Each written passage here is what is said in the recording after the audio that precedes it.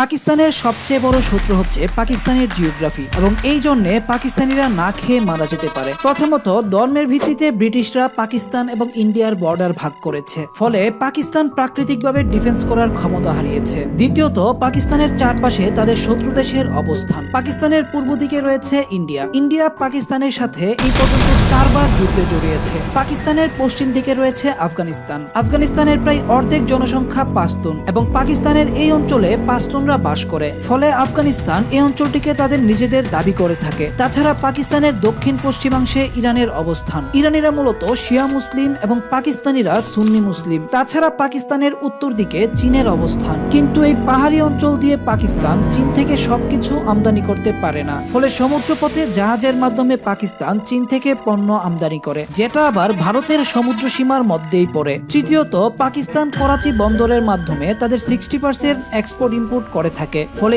India যদি কোনোভাবে করাচি বন্দরটি বন্ধ করে দিতে পারে তাহলে পাকিস্তানিরা না খেয়ে মারা যাবে।